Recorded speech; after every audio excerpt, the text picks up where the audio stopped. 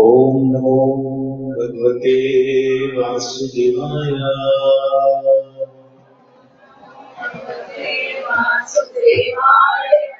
ओम नमो भगवते वासुदेवाय।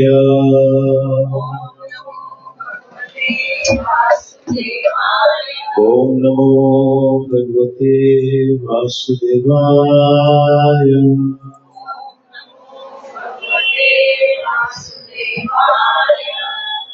कृष्णाय वासुदेवाय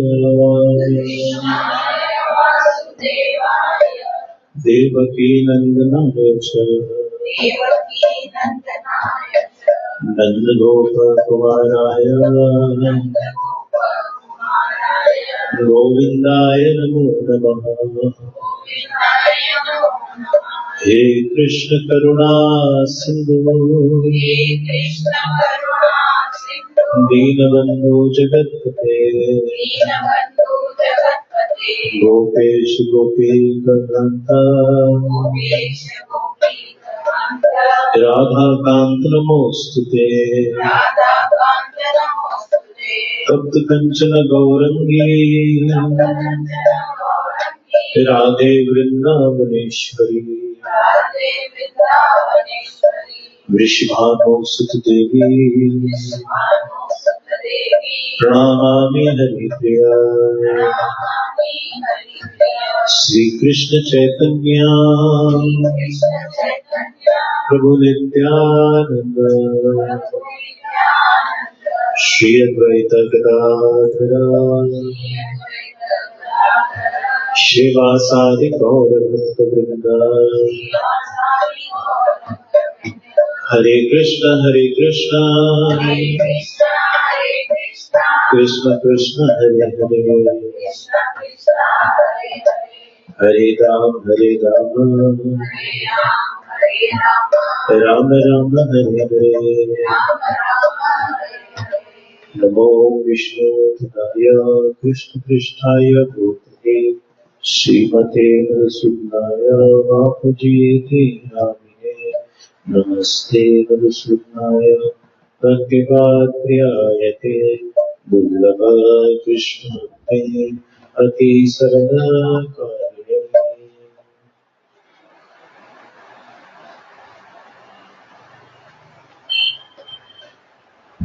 श्री राधे।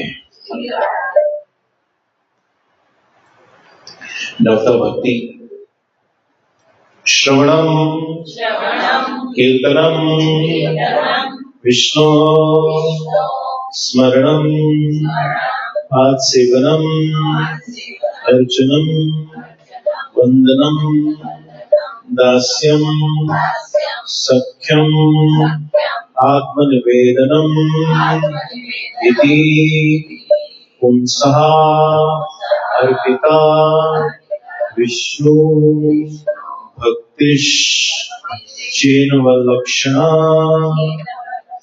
क्रियेत भगवद्यत्ता तं येया दितुं तमं।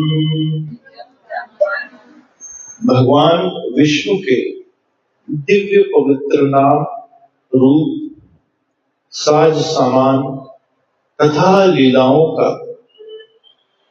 लीलाओं के विषय में सुनना तथा कीर्तन करना, उनका स्मरण करना, भगवान के चरण कमलों की सेवा करना, विधि द्वारा भगवान की साधन पूजा करना, भगवान की प्रार्थना करना, उनका दास बनना, भगवान को सर्वश्रेष्ठ मित्र के रूप में मानना तथा उन्हें अपना सर्वस्व न्यौछावर करना, अर्थात मानसा वाचा और कर्मणा रूप में। ये शुद्ध भक्ति की 9 विधियां स्वीकार की गई हैं। जिस किसी ने इन 9 विधियों के द्वारा कृष्ण की सेवा में अपने जीवन को अर्पित कर दिया है, उसे ही सर्वाधिक विद्वान व्यक्ति मानना चाहिए, क्योंकि उसने पूर्ण ज्ञान प्राप्त कर लिया है। अर्थात भक्ति के 9 अंग श्रीमद् भागवत महापुराण में बताए जा रहे हैं और सर्वप्रथम 2 अंग इसे श्रवणम और कीर्तनम के रूप में बताया गया।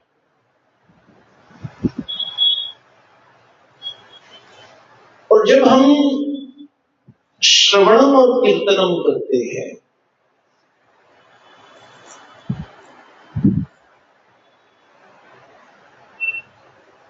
तो ये बात तो श्रीमद् भागवत महापुराण में स्पष्ट कह दी गई है स्वयं भगवान के द्वारा। नहामि वसामि वैकुंठ, कि मैं वैकुंठ में नहीं रहता। नहामि वसामि वैकुंठो न योगी हृदय दिशे,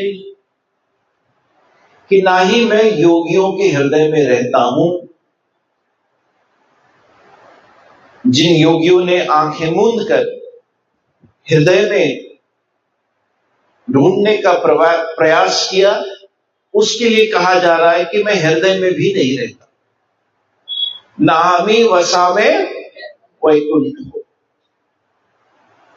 ना योगी हृदय दिशे, तो मैं कहां रहता हूं? तत्र तिष्ठामि Narad, I reside. What is my residence? आप लिखते ना एड्रेस, मेरी एड्रेस ये है, दिस इज माई रेसिडेंस। तो यहां तत्र तिष्ठामि, तिष्ठामि मतलब मैं वहां रहता हूं, ये मेरी एड्रेस है। तत्र तिष्ठामि नारद मद भक्त गायन्ति, कि जहां मेरे भक्त मिलकर मेरे नाम का कीर्तन कर रहे हैं। नाम संकीर्तन, इसे नाम संकीर्तन कहा गया। ये संग मिलकर कीर्तन किया जाता है। जब हम अकेले बैठकर माला करते हैं तो वो जप होता है, और जब हम साथ मिलकर भगवान के नामों का उच्चारण करते हैं तो वो संकीर्तन हो जाता है। अब इसी संकीर्तन को श्री चैतन्य महाप्रभु ने कलयुग का युग धर्म बताया। इस कलयुग का युग धर्म बताया और महायज्ञ बताया। जैसे हमने कुछ दिन पहले रामायण की कथा में ये पढ़ा, ये जाना कि दशरथ जी को 60,000 वर्ष से संतान की प्राप्ति नहीं हुई थी, और उन्हें राम प्राप्त होने वाले थे ये तो पता ही था, क्योंकि मनु और शत्रुपा को के रूप में उन्हें ही तो वरदान मिला था। तो फिर क्या किया गया? वशिष्ठ मुनि द्वारा यज्ञ किया गया था, क्योंकि त्रेता युग का जो भगवान को प्राप्त करने का रास्ता था वो यज्ञ था। यज्ञ के द्वारा, सतयुग में ध्यान के द्वारा। ध्रुव ने कैसे प्राप्त किया भगवान को? ध्यान के द्वारा। वो सतयुग का तरीका था। त्रेता युग में यज्ञ के द्वारा वशिष्ठ मुनि के साथ यज्ञ किया गया, और जो यज्ञ पुरुष ने आकर प्रसाद दिया, जब मां कौशल्या ने उस प्रसाद को ग्रहण किया, तब भगवान मां कौशल्या के हृदय में प्रकट हुए।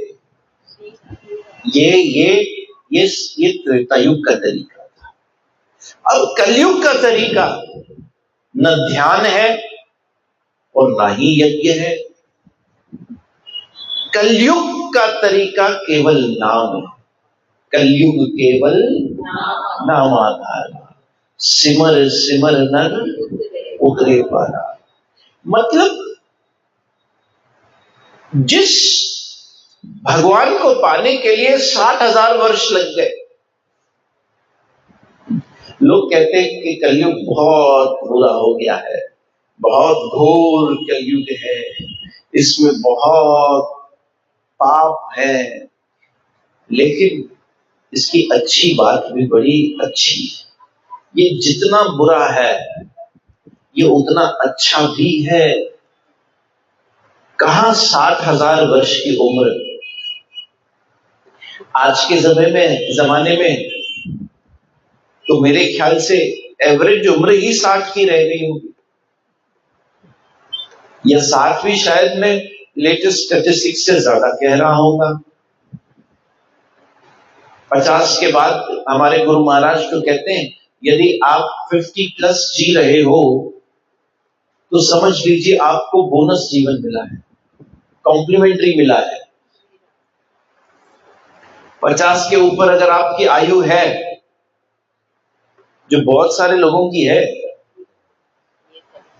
सबकी मत बोलो, तुम्हारी होगी तो 50 वर्ष की आयु is on an average and. उसके बाद आपको यदि जीवन मिला है तो समझो वो जीवन दान है। ग्रेस जैसे मिलती है ना, जब पास नहीं हो पाते हैं तो ग्रेस मार्क्स मिल जाती है, तो समझो ये grace marks. It essentially means that any time, किसी भी समय पर कॉल आ सकता है। किसका कॉल?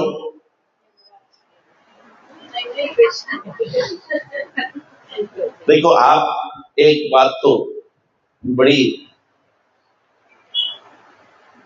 आपके लिए बड़ी अच्छी हो गई कि आपने हरि कथा कीर्तन में आकर सत्संग से जुड़कर, क्योंकि ये ज्यादातर जो लोग बैठे हैं ये रेगुलर है, सत्संग में सब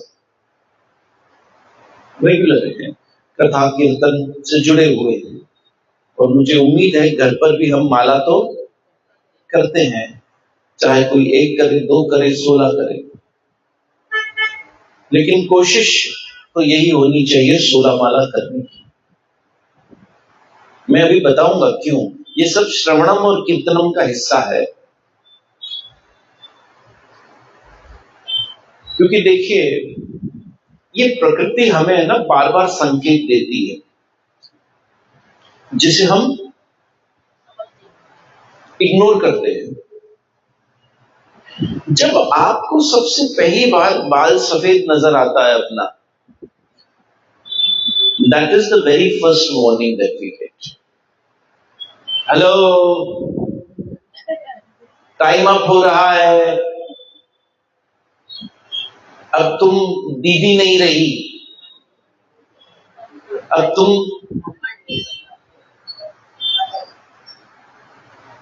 उसके बाद धीरे धीरे करके आंखें के नीचे ये लाइंस आने लगती है, हाथ के।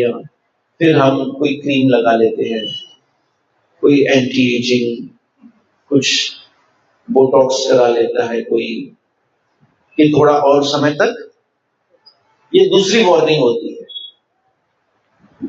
कि अब तुम्हारा शरीर पहले की तरह नहीं रहा। फिर तीसरी, कभी कमर में दर्द, कभी घुटने में दर्द, कभी सर में दर्द, ये आने लगती है चौथी वार्निंग। फिर पांचवी, बताओ पांचवी, बार बार टेस्ट करवाना। डॉक्टर कहे ये रिपोर्ट लेके आओ आज, शुगर देखो, चेक करो, ब्लड प्रेशर चेक करो।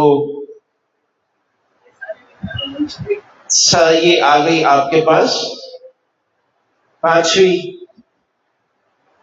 ये प्रकृति क्या कर रही है धीरे धीरे? हाँ, संकेत दे रही है कि देखो, डॉक्टर ने अब कहा कि तुम्हारा आज से नमक बंद, आज से तुम्हारी शक्कर भी बंद। तो ये वार्निंग ही तो थी कि आज नमक बंद हुई है, आज शक्कर बंद हुई है, कल आंखें भी बंद होंगी, आंखें भी बंद हो जाएंगी। तो आंखें बंद हो उसके पहले हमारे अंदर जो आत्मा है उसके नेत्र खुल जाने चाहिए। इसीलिए महाप्रभु ने कहा, जीव जागो, जीव जागो, गौर चंद्र बोले जीव जागो। एक संत कबीर की कथा आती है, और ये चीज तो मैं हमेशा आज की दुनिया में कहीं ना कहीं अनुभव करता हूं कि लोगों का विचार बिल्कुल ऐसा है। संत कबीर यात्रा पर जा रहे थे तो देखा खेत में एक व्यक्ति बड़े आराम से पेड़ के नीचे लेटा हुआ है। तो संत कबीर चलते चलते सोचते हैं कि पेड़ की छाया है, 2 मिनट में भी रुक जाता हूं। ये पेड़ कितने अच्छे होते हैं, कितने अच्छे होते हैं कि तपती धूप में भी छाया प्रदान करने वाले होते हैं। पेड़ इतने अच्छे होते हैं कि जब तक जिंदा रहते हैं तब तक तो औरों का भला करते हैं, मरने के बाद भी भला करते हैं। क्योंकि पेड़ जब तक जिएगा सबको या तो छांव देगा, या तो फल देगा, या तो फूल देगा, और जब उसे काट दिया जाएगा तो उसकी जो लकड़ियां हैं वो किसी की कुर्सी बनेगी, किसी का पलंग बनेगा, या हो सकता है किसी की अर्थी बनेगी। तो पेड़ के नीचे संत कबीर कुछ देर रुके और देखा ये व्यक्ति आराम से बैठा है। संत कबीर तो नाम लेने लग गए। देखिए, एक संत का और एक भक्त का जो वास्तविक रूप या लक्षण है वो ये है कि वो समय कभी भी व्यर्थ करना नहीं चाहिए। आपको थोड़ा सा भी समय यदि मिला है तो उस समय में भजन कीजिए, या सत्संग सुनिए, या शास्त्र पढ़िए, लेकिन समय को व्यर्थ मत जाने दीजिए, मत जाने दीजिए। तो संत कबीर तो भजन करने लग गए। उस व्यक्ति से कहा, भाई आप भी कहिए राम राम राम, आप क्यों नहीं लेते भगवान का नाम? उसने जवाब दिया कि अभी है ना, मुझे बहुत चिंताएं हैं। मैं बैठा बैठा सोच रहा हूं कि अपने खेत को कैसे बड़ा करूं, कैसे इससे ज्यादा से ज्यादा मुनाफा प्राप्त कर सकूं। तो मेरी जैसे ही महात्मा जी, जब मेरी ये चिंताएं पूरी हो जाएंगी ना, तब मैं आपकी तरह बैठकर यही भजन करूंगा। क्या देखो भाई, चिंताएं तो चलती रहेगी, और चिंता करते करते करते करते करते करते करते करते इंसान मर जाता है, और उसे भजन का समय नहीं मिलता, नहीं मिलता। 4 पहर धंधो कियो, 4 पहर गयो सोई, राम नाम पल भर न लियो, मुक्ति कहां से हुई? और मैं आपको फिर कहता हूं, please understand, we have got this human form of life. ये मनुष्य जन्म एक बार हाथ से गया तो बहुत लंबा चक्कर है, बहुत लंबा चक्कर है, बहुत लंबा चक्कर है। बहुत कोशिश की संत कबीर ने समझाने की, नहीं समझे। अजीब लगती है ये बातें कि हम उनके लिए चिंता करते हैं। हम किसके लिए चिंता करते हैं बताएं? किसके लिए चिंता करते हैं हम उनके लिए चिंता करते हैं जो हमारे लिए कभी चिंता नहीं करते। ऐसी अजीब बात है।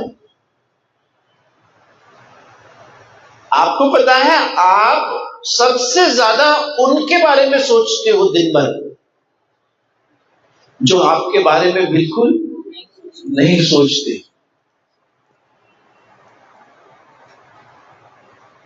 आप सबसे ज्यादा उन्हीं के विचार मन में लाते हो जिनके मन में आपके लिए एक भी बार विचार नहीं आता, जो भूल चुके हैं हमें।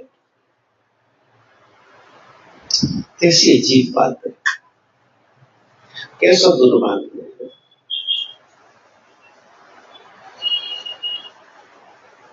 तो समय बीता, वो नहीं माना। संत कबीर तो यात्रा पर थे तो आगे चले गए। कई वर्ष बीते, आए वहां तो देखा वो लड़का अब बड़ा हो गया है और खेत वेद भी बड़ा हो गया है, उसका बढ़ गया है भाई। उसने उस विचार में, उस सोच में समय निकाला, पुरुषार्थ किया होगा। उस खेत में जो बहुत सारे उसे मुनाफे हुए, उससे आगे पीछे की जमीन ले ली, अब सब बढ़ गया। संत कबीर देखते कि अरे वाह, ये तो वाकई में इसने खेत वेत बढ़ा दिया है। अभी वही पेड़ है, उसके नीचे फर्क इतना था कि पहले जमीन पर बैठता था, जमीन पर लेटता था, अब वहां गद्दा वद्दा बिछा दिया है, अब वहां खाट आ गई है, आराम से लेटा है। फिर उसी पेड़ के नीचे संत कबीर जी रुके और फिर राम नाम शुरू किया। कहा भाई अभी तो ले लो। कहा महाराज जी अभी मेरे सर पर है ना विवाह की चिंता है, क्योंकि पहले बच्चों के सर पर स्कूल कॉलेज की टेंशन होती है, स्कूल कॉलेज से आगे बढ़ते हैं तो जॉब की, कि अब जॉब करें जॉब करें जॉब करें जॉब करें।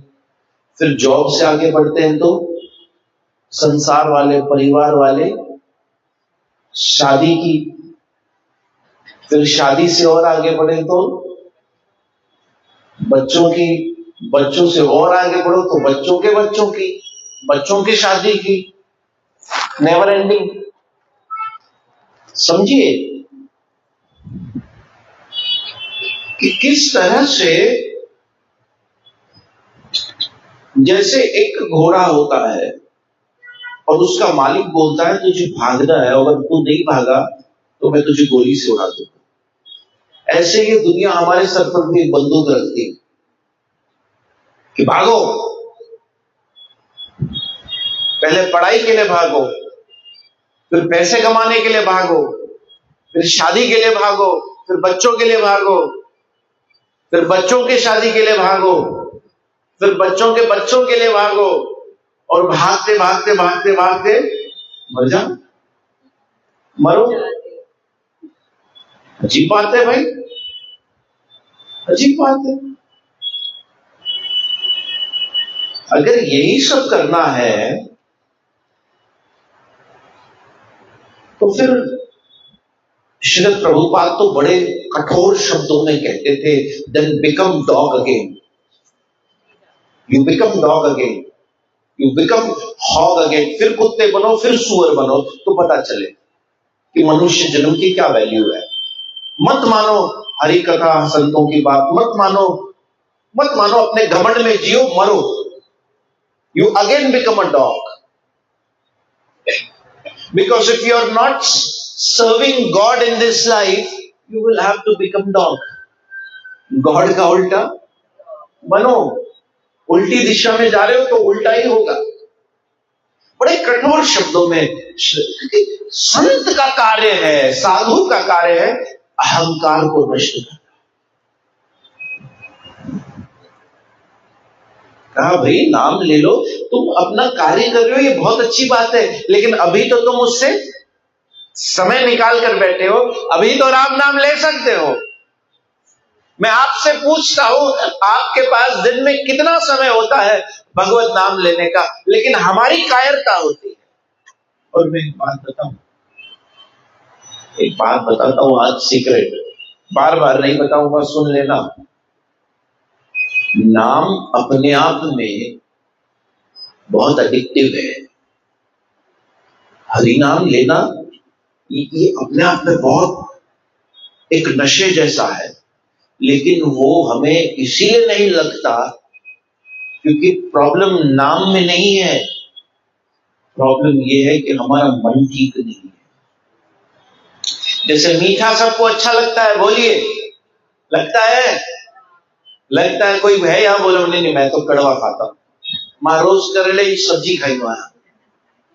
कोई ऐसा है भाई जो कहता है मुखे करेलो करेलो? मैं तो आज तक जिंदगी में नहीं मिला एक व्यक्ति से जो कहे मुखे करेलो ढाढ़ो वणंदो। लेकिन हर ऐसे व्यक्ति से मिला हो जो कहता है मुखे काजू कतरी वणंदी, मुखे जम्मू वणंदो आहे, मां जम्मू खाई खाई पाण जम्मू थी वियो आहियां, लेकिन मुखे हो ही वणंदो आहे। आप सोचिए, मीठा मीठा ही रहता है, लेकिन यदि कोई बीमार हो, बुखार हो, किसी की जीभ खराब हो गई, बुखार में क्या होता है टेस्ट चली जाती है, तो आप उसमें गुलाब जामुन भी खाओ तो आपको वो कैसा लगेगा? फीका लगेगा, कड़वा लगेगा, आप कहोगे नहीं चाहिए। अरे आपको बहुत अच्छा लगता है। तो प्रॉब्लम कहाँ है? गुलाब जामुन में है, हमारे अंदर। इसीलिए ये मन का जो रोग है, जिस दिन ये मन का रोग ठीक हो गया, आप नाम से एक क्षण भी दूर नहीं रह सकते। ये नाम अपने आप में इतनी मिठास देता है। ये कृष्ण नाम, हरे कृष्ण कृष्ण कृष्ण हरे हरे, हरे राम राम राम हरे हरे, ये सर्वोपरि व्यसन है। It is highly addictive. आप सोचिए ऐसा कैसे हो सकता है कि नानक साहब ने कह दिया कि नाम खुमारी नानका चढ़ी रहे दिन रात, बस यही चाहिए। ऐसा कैसे हो गया कि हरिदास ठाकुर महाराज दिन में 18 घंटे भजन ही करते थे? ऐसा कैसे हो गया कि आज के समय भी ऐसे विलक्षण महात्मा हैं जो अपने दिन में सिर्फ कुछ घंटे विश्राम करते हैं, बाकी हर समय भजन भजन कीर्तन कीर्तन कीर्तन कीर्तन। एक महात्मा के मैंने दर्शन किए, संत के, छोटी सी जगह बनाई थी उन्होंने और आसपास कुंज लता कुंज सब की सेवा करते करते बस सुबह से कीर्तन ही चालू, कीर्तन ही चालू, सारा दिन सेवा करते करते कीर्तन। ठाकुर जी के वस्त्र धो रहे हैं, साफ सफाई कर रहे हैं, कीर्तन कीर्तन कीर्तन गाते गाते गाते गाते ये हो रहा है। फिर प्रसाद पका रहे हैं। अब उनके पास देखिए गैस बंद है ना बाहर कई जगहों पे, तो उनके पास भी गैस नहीं थी ना, तो वो जो वो ये आते ना फुल्ले, वो उसको भिगाकर पानी में पानी के साथ खा रहे थे भोग लगाकर। लेकिन भजन चल रहा है, कीर्तन चल रहा है। फिर आरती करना, संध्या आरती करना, तुलसी आरती करना, ठाकुर जी की गौर आरती करना, सारी आरती। मैं एक बात कहूं आप लोगों से, अगर आप वाकई में भक्ति की पद्धति को फॉलो करो तो ये एक फुल टाइम जॉब है। बिल्कुल समय नहीं है, बिल्कुल समय नहीं मिलेगा आपको, एक क्षण भी नहीं मिलेगा कुछ मन में और विचार लाने का। अगर आप ठाकुर जी की सेवा बिल्कुल सही ढंग से कर रहे हो तो आपके पास समय नहीं होगा, किसी चीज का समय नहीं होगा, क्योंकि ठाकुर जी की सेवाएं ही इतनी सारी हैं, इतनी आरतियां हैं। सुबह से लेकर रात तक एक वैष्णव व्यस्त रहता है।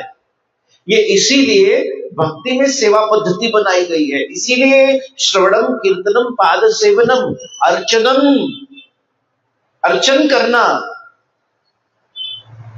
दास्यम सख्यम, इसीलिए ये पद्धतियां इसीलिए निर्माण की गई है कि एक भक्त सारा दिन इसी में व्यस्त रहे, उसके पास एक क्षण भी न हो दुनिया के अन्य चिंताओं के लिए, चिंता करने के लिए, या फिर इसने ये कहा, उसने ये कहा, उसने ऐसा किया, इन विचारों के लिए भाई हमारे पास समय नहीं है। कहां से लाए समय?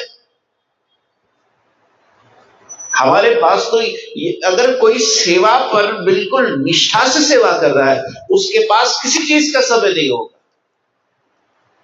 विचार आने का भी समय नहीं होगा। वो व्यक्ति अपने शरीर के पीड़ा भी भूल जाएगा, दुख भी भूल जाएगा। ऐसा है ये।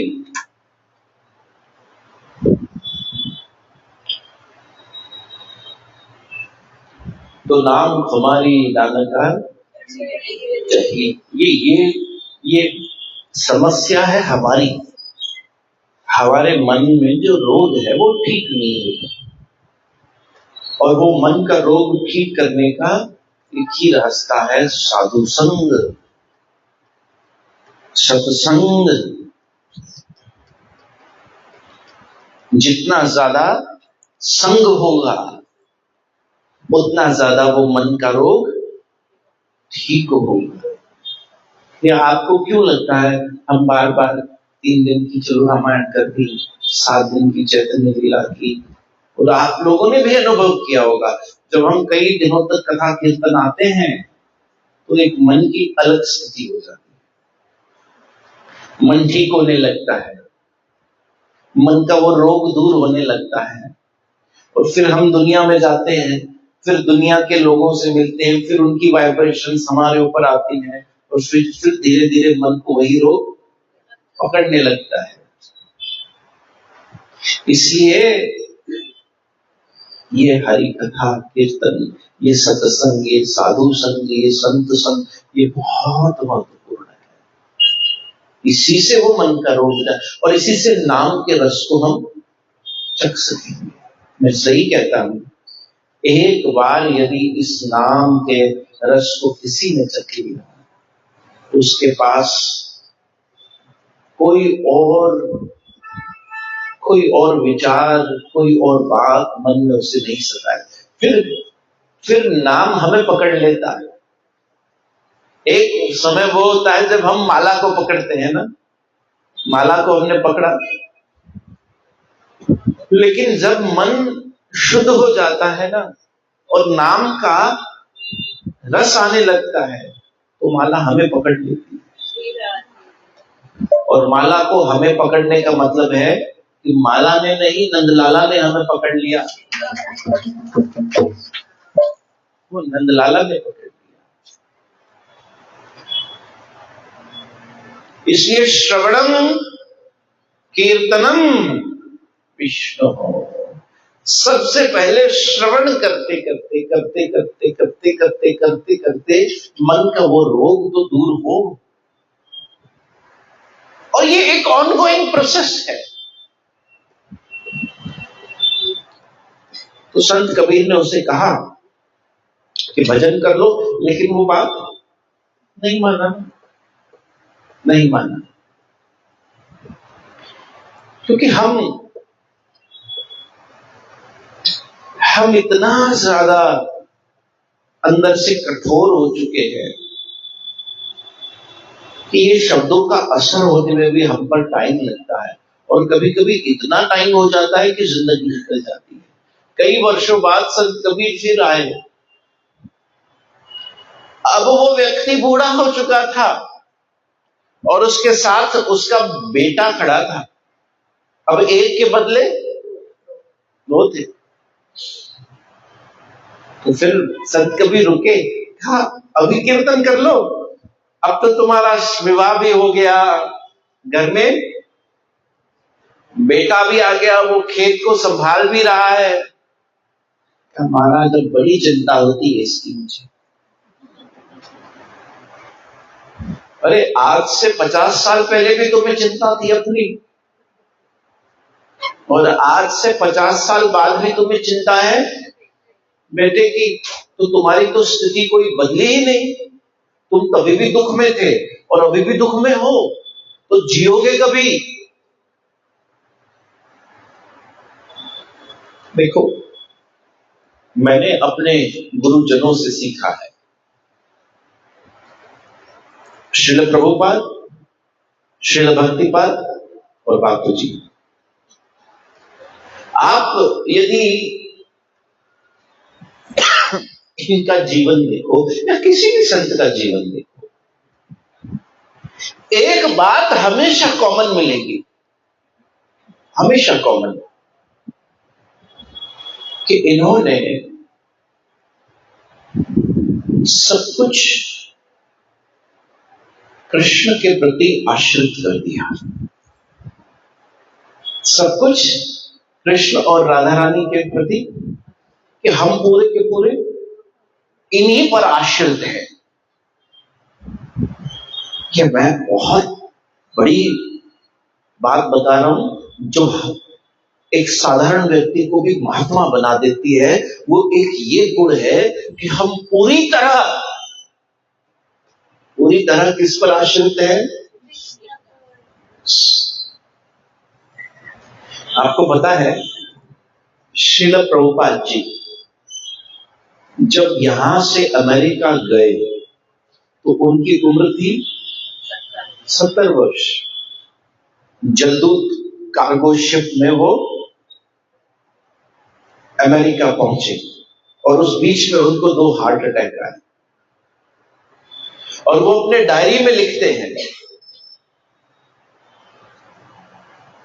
कि कृष्ण, मैं नहीं जानता तुम मुझे वृंदावन जैसी अद्भुत भूमि से क्यों निकालकर ये मलेच्छ के देशों में, जहां कोई भी व्यक्ति भगवान में निष्ठा नहीं रखता, इनका तो जीवन ही पूरा का पूरा विपरीत है।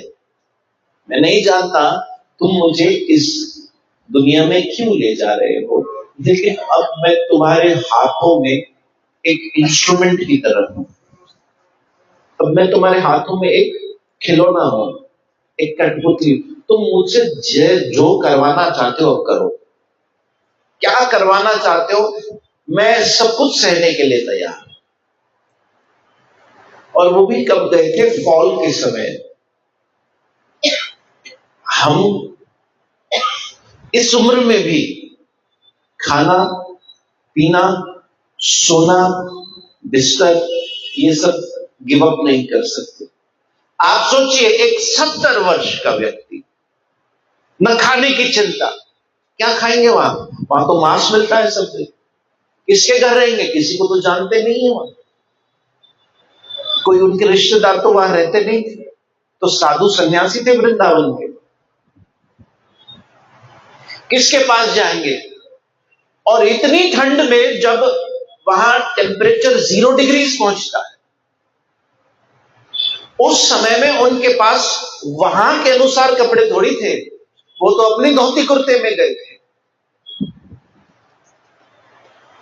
न खाने की चिंता की, न पीने की चिंता की, न सोने की चिंता की, न कपड़ों की चिंता की, न घर की चिंता की, न परिवार की चिंता की, बस एक ही बात, बस कृष्ण तेरा ही सहारा, जैसे तू चलाएगा। हम बोलते हैं भगवान तो जैसे चलाएगा हम, लेकिन हमारे जीवन में वो उतर नहीं पाता। देखो, यहां सीखने मिलता है, यहां सीखने मिलता है। श्री भक्तिपाद जी, उन्होंने न्यू वृंदावन बनाया वेस्ट वर्जीनिया में, और वो जगह पर मैं गया हूं वेस्ट वर्जीनिया, वो ऐसा मान लीजिए एक हिल स्टेशन है, पहाड़ों पर है वो जगह। और वहां बर्फ पड़ती रहती है। वहां कुछ भी नहीं था, कुछ भी नहीं था। लेकिन श्रील भक्तिपाद जी और उनके एक मित्र ऐसे पहाड़ों पर गए और वहां थोड़ा थोड़ा थोड़ा धीरे धीरे धीरे करके वहां कुछ बनाना शुरू किया। धीरे धीरे करके कुछ लोग आए, जुड़ते गए, कथा हुई, कीर्तन हुआ। फिर 5000 एकड़ की जमीन पर वहां न्यू वृंदावन बन गया। 600 परिवार आकर वहां रहने लगे, भक्त बन गए। उस वेस्ट वर्जीनिया एरिया में सारी मांस की दुकानें बंद होने लगी। आप सोचिए, भारत में अगर कोई ये करे तो बहुत बड़ी बात नहीं होगी, क्योंकि भारत भूमि ही धर्म की भूमि है। भारत में अगर कोई गौशाला बना दे, गायों का पालन करके सेवा करे, तो यहां तो धर्म है। लेकिन उन्होंने वहां इतनी गाय पाली और ठाकुर जी को जो भोग लगता, जो 600 परिवार वहां भोजन खाते थे, उसमें से एक भी वस्तु बाहर से नहीं आती थी, सब प्रकृति से उगती थी या गाय के दूध से बनती थी। वही भगवान को भोग लगता, वही वहां के परिवार के लोग खाते, वही कीर्तन होता, वही कथा होती, वही सब कुछ। हर कोई व्यस्त रहता, इसी सेवा में लगा रहता दिन रात। सब कोई बस कृष्ण पर आधारित, कृष्ण पर आश्रित। देखिए कैसा चमत्कार हो गया। फिर तो वहां पैलेस ऑफ गोल्ड बना दिया अपने गुरु महाराज के लिए प्रभुपाद। और उसी तरह से बापू जी उस देश में, जिस देश में हमको आज भी धुरंधर भेजने पड़ते हैं, बापू जी वहां से आए हैं। जहां पर इतनी हिंसा है, इतना मांस खाया जाता है, इतना मुश्किल है हिंदुओं के लिए जीना, उस जगह पर कृष्ण भक्ति का प्रचार करना, कृष्ण नाम का प्रचार करना, वो भी कुछ न होने पर भी। और हम अपने जब गुरु महाराज से पूछते हैं कि आपके पास उस समय कुछ नहीं था, कहा मेरे पास कुछ नहीं था, लेकिन मैं खुश बड़ा रहता था। कथा कीर्तन, हरिनाम सत्संग में खुश बहुत रहता था उस समय। यही होती है महात्माओं के जीवन में और हमारे जीवन में अंतर, कि वो पूरी तरह कृष्ण पर आश्रित होते हैं, उन्हें पूरा विश्वास होता है। फिर कभी जीवन में कुछ अचानक आवश्यकता आ पड़ती तो पता है हमारे गुरु महाराज क्या कहते हैं? कहते हैं मैं जगन्नाथपुरी में जगन्नाथ जी को एप्लीकेशन लिखता, मतलब कि ऐसी ऐसी आवश्यकता है, और जब भी आवश्यकता होती उस आवश्यकता से ज्यादा पूरा हो जाता। निर्भर रहिए कृष्ण पर। जब हम कृष्ण पर आश्रित हो जाएंगे ना, कोई चिंता नहीं, न बच्चों की, न बच्चों के बच्चों की, न बच्चों के बच्चों के बच्चों की, कोई चिंता नहीं सताएगी। सबको मिलता रहेगा, सब कुछ चलता रहेगा। क्योंकि भगवान ने मनुष्य को सिर्फ गधा मजदूरी करने के लिए नहीं बनाया। अगर गधा मजदूरी करने के लिए बनाया होता तो फिर गधों को कहता ठीक है मैं तुम्हें नहीं बनाता हूं, क्योंकि इंसान तुम्हारा भी काम कर रहे हैं तो एक योनि कम कर देते। सिर्फ मनुष्य को, क्योंकि बगैर कृष्ण के जो भी पुरुषार्थ हो वो सिर्फ श्रम की तरह है, श्रम एवं ही केवलम, वो सिर्फ गधा मजदूरी की तरह है। लेकिन यदि आपके जीवन में सेंटर में कृष्ण है, फिर आप जॉब कर रहे हो, पढ़ाई कर रहे हो, नौकरी कर रहे हो, बड़े से बड़े पदवी पर बैठे हो, तो वो सब कुछ भक्ति है, सब कुछ तपस्या है, सब कुछ साधना बन जाती है, क्योंकि जीवन का केंद्र कृष्ण बन चुका है। इसीलिए मनुष्य को बना। तो संत कबीर ने देखा बूढ़ा हो चुका है, दो बच्चे हैं, कहा भाई अभी तो नाम बहुत चिंता है, नाम लूं भी तो भी मन बार बार चिंता, बार बार डिस्टर्ब होता है, बार बार यहां वहां जाता है। चले गए, थोड़े समय बाद आए, देखा खाली बेटा बैठा है। क्या बेटा, तेरे पिता यहाँ बैठते थे, कहाँ गए? कहा बाबू तो भयो, वो दिखाए, वो देखो उनकी फोटो पर माला लटकी है।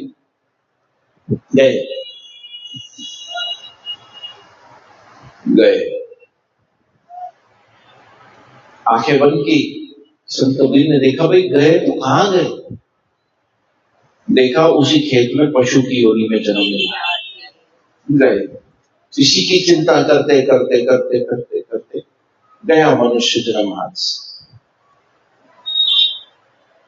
इसलिए श्रवणम, बोलिए, कीर्तनम, ये दो भक्ति के अंग भी यदि हमने सिद्ध कर दिए तो अंतिम जन्म होगा। श्रवणम मतलब सुनिए, और सुनते सुनते सुनते सुनते अपने मन को खाली कीजिए, मन के मैल को दूर कीजिए, और फिर कीर्तनम, ये दोनों तरफ से अटैक करना पड़ता है मन पर, सुनते हुए और कीर्तन करते हुए। श्रवणम कीर्तनम, श्रवणम कीर्तनम, ये दोनों तरफ से जब मन पर अटैक होता है तब जाके चेतो दर्पणम मार्जनम, फिर जाकर वो धूल, क्योंकि एक जन्म की बात होती तो जल्दी हो जाता, तो कई जन्मों की मैल जमी हुई है, कई जन्मों के पाप कर्म जमा हो गए हैं, एकत्रित हो गए हैं। इसलिए नाम में रुचि, नाम में बहुत रुचि हो सकती, कीर्तन में बहुत रुचि हो, और वही हमारा प्रयास है। आइए आज की इस हरि कथा को ये विराम दे। कल सत्संग है, कल शाम को सचखंड दरबार में 5:30 बजे सत्संग है, सभी आइएगा और हरि कथा कीर्तन का लाभ लीजिएगा।